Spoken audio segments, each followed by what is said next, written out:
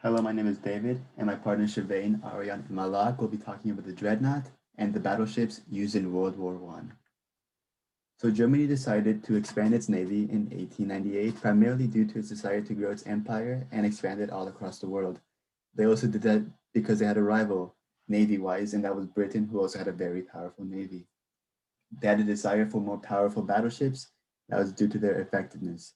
This would allow them to have more defensive tactics, increased carrying capacity, more power, and durability. Its expansion eventually led into World War One. In order to stop Germany, Britain implemented blockades in 1914. This stopped Germany from importing goods, which would play a role later on in the war. The US entered the World War with their navy in April 6, 1917.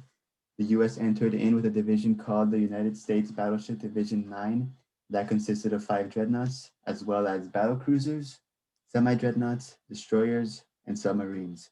The US contributed those battleships to the British Grand Fleet. Here's a table of all the countries involved in World War One and their navy power. So Britain and Germany were clearly the most powerful, but France and Austria were powerful as well.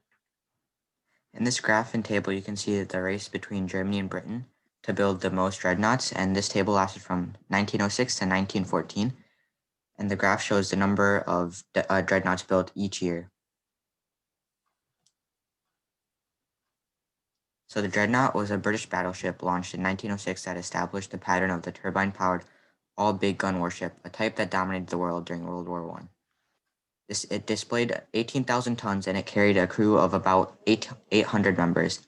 It mounted a single caliber main armament of 10 12-inch guns and 5 twin turrets, 24 3-inch quick firing guns, 5 Maxim machine guns, and 4 torpedoes.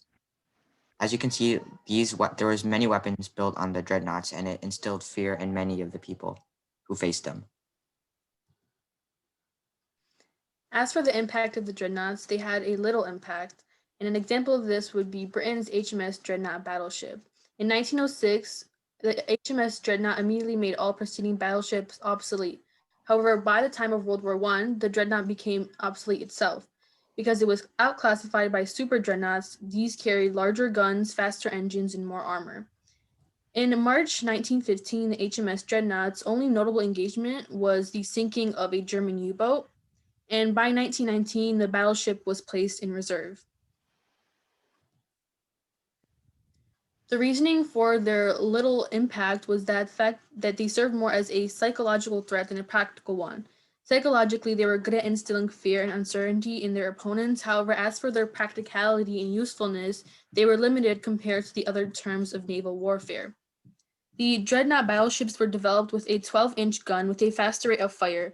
This allowed gunners to zero in on enemy ships using the larger caliber gun. However, even with the modernized machinery, the guidance and targeting problems still existed.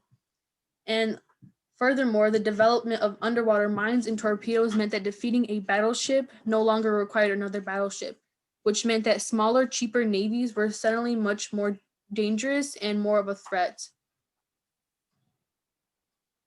Another implication of battleships was predominantly seen in the use of blockades. These blockades, which took place from 1914 to 1919, were primarily by Britain with the addition of their allies in order to cut Germany out of their supplies. An example of this was the distant blockade, which was mainly by Britain with the US joining later.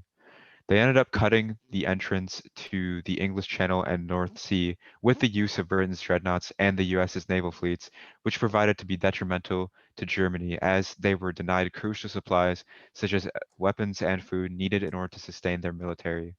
Likewise, France, with the aid of Italy, who at the time were considered a neutral power during the war, implemented the Adriatic blockade on the Adriatic Sea in 1918, which prevented Austria from accessing crucial imports. France was able to do this through the use of submarines and torpedoes. Austria, being an ally to Germany, needed these imports because they needed to supply Germany, especially when they were being cut off from other important imports. As a result, Austria was severely limited in how they could supply Germany, which in turn hindered Germany significantly. Although the dreadnoughts themselves weren't impactful, the use of battleships as a whole during the blockades significantly affected the outcome of the war.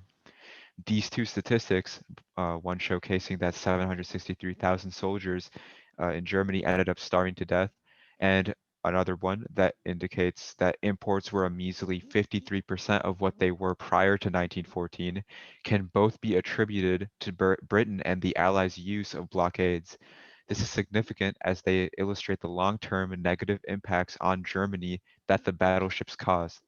Thus, the use of battleships through blockades were important to the war as they allowed Britain and the Allies to corner Germany and force the country to make decisions based on the limitations that these blockades set on them. And that is the end, ladies and gentlemen. Thank you for watching.